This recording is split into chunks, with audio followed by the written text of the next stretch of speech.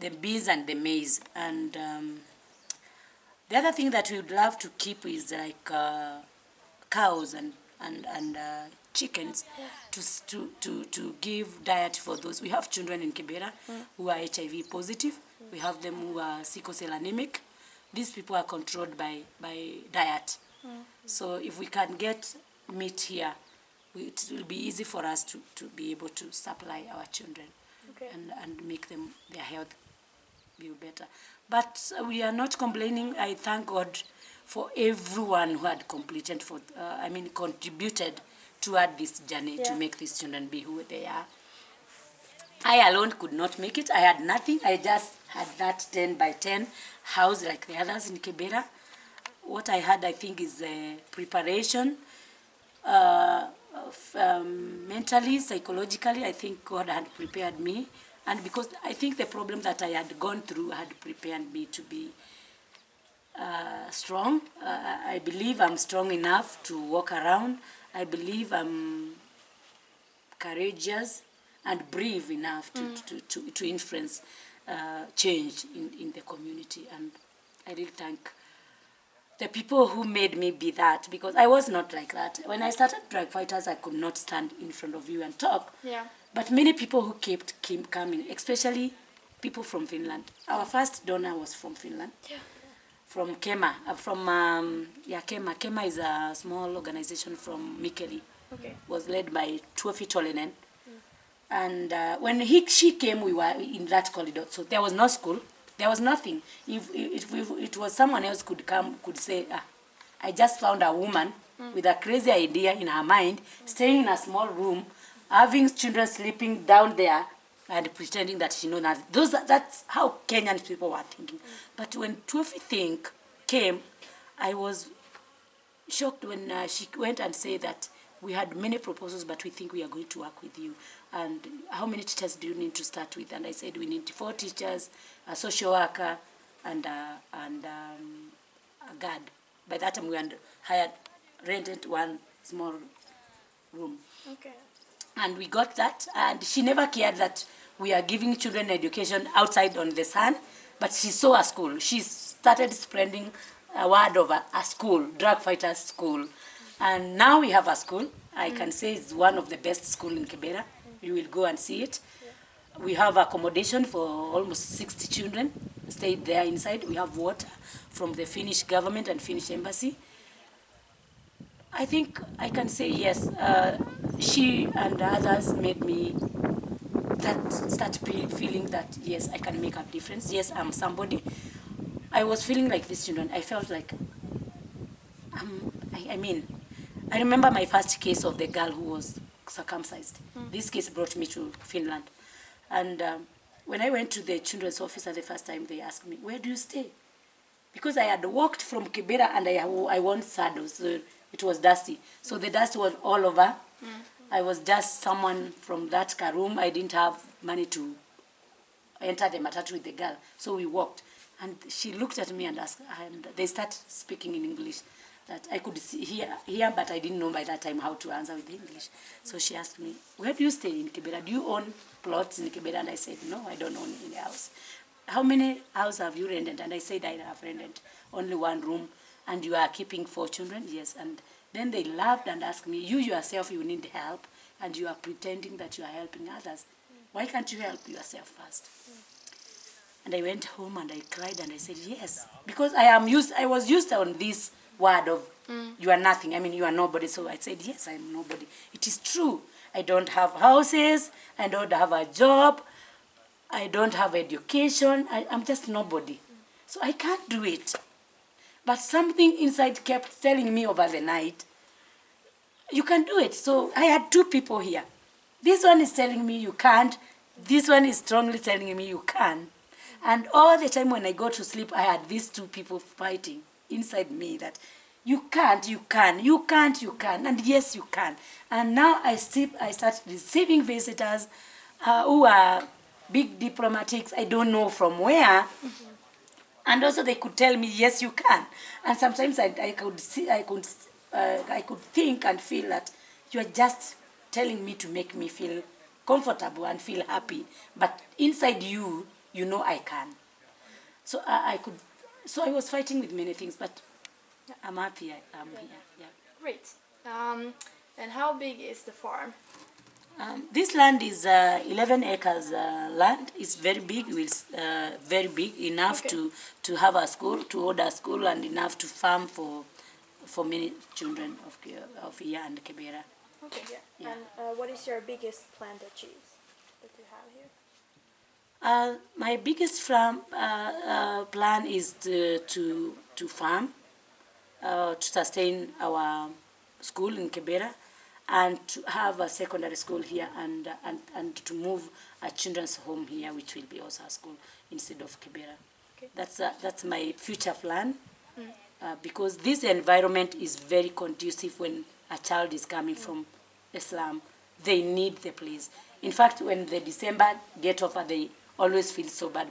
They never want to go back to Kibera. Yeah, yeah. So I think that is my future plan. And also to have a vocational. Do you know a vocational?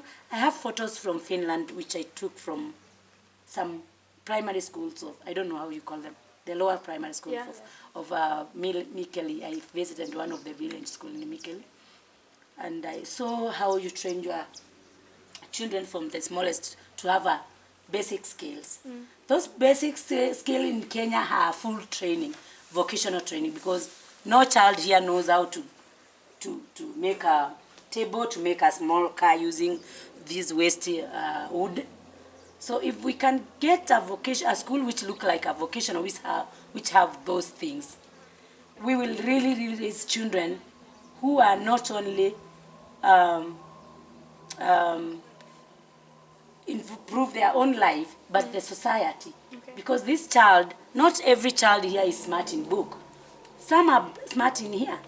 My own son did not complete, because I didn't have money, and I was in Kibera. He went to class 8, and he went to vocational training. I was able to get a sister of Catholic who took him to a vocational in a Catholic institute, which has a very vocational. And now he's working with the government, semi-government, which is Parastato, Kenya Medical Research, is the biggest research in East Africa. He worked there as an engineer. He do the things in there. So if we can get, I mean, something that can stabilize all the children, not only those who are smart in books, but all the children, I know and I'm sure we will have a very best society. Look at him now. He's one of our friends here. He's called Mwangi. He never went to school. Do you think he will go to nursery school and read? No. But if we can get a vocational training and train him how to do things using his own hand and seeing with his own eyes, he will become a very good citizen. But I was talking to people here to stop beating him, because whenever he lacks food and he passes to your house, he will get in and get food and eat. And people will beat him and call him thief. In fact, there was a time they were nearly killing him. He's just a young boy who is not even reached 15. So those are the ideas that I have, because being one of them, I never went to school. I just took myself to school. I completed my class 8 in 2009 is when I was coming from out of my office and going to class, because Kenyan government needs those certificates for them to prove that you can sit in the office. But I believe I had enough experience to influence the community, because I stopped the fight in Kibera in 2007 and 2008, and we had journalists from Finland who came and saw it. Nobody could enter in Kibera, but me, I was walking freely in that Kibera and be able to talk to those youth, and they could listen to me. Not because I was that educated, but because I don't know if I understand them. I think I had the capacity and the ability. Okay, yeah, okay. And then how do you transport the food from here to Kibera, and is the food done in Kibera, cooked in Kibera? That is another challenge. We were now to come there. I think they said they wanted to talk like that. To hire a car from here to Kibera is almost 10,000 plus. Excuse me. Yes, mzee? Habari yako? Ulikuwa unatakaje? Ulikuwa unataka mwenye huko? Anakuja. Alikuwa ameenda Naivasha town. Hakuwa anajua mnakuja. anakuja. Hayuko mbali hata anakuja. Bata mwanzi amefika wapi? Acha huyu ampigie akwambie, enda hivyo mtaongea na huyu kijana. Kuja upigie huyu mzee umwambie amefika wapi. Okay, sawa. Sawa, wacha anakuja. Wacha upigiwe mwambie. Saidia huyu mzee umpigie umwambie mwanzi amefika wapi.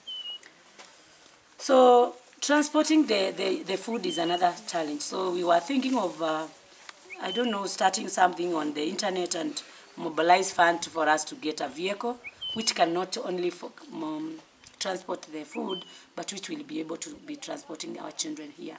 They really love it here, and when I'm in a vacation, they all want to come here. But like in December, I didn't even bring all of them who are in boarding school. We looked for a place to accommodate others, and we came here with only 27, which now the others are feeling so bad that we are left. Yeah, so I think that's another challenge that we need. And how many employees do you have here? Here we have only one, and my brother is volunteering here. He has been in Kibera, Isaac. Isaac is now, the effort of Isaac made us to get those 40 bags of maize, because now he's here around, and he's volunteering here all the time. As you can hear, he's the manager. He was the manager in DF. Now he wants also to make this place grow like DF. That's what he said. When I complete here, I will move there. Now you will use me. So he has gone to bring the spare parts of this to wash this. So he's on his way coming. So we have only one employee, which is was here, Nicholas, and now Isaac is volunteering half time because we don't have something now to pay Isaac as a manager. So he has to do other things for himself to get a living, because he's now married with children and he has to get a living. We are not paying him nowadays because we don't have any income coming from outside. Yeah. Okay. Okay. Yes, I think that is the questions. Thank you for your time. Thank you so much. It was a pleasure to hear your side of the story, and you have a really touching story. Thank you. Thank you. Thank you. Welcome.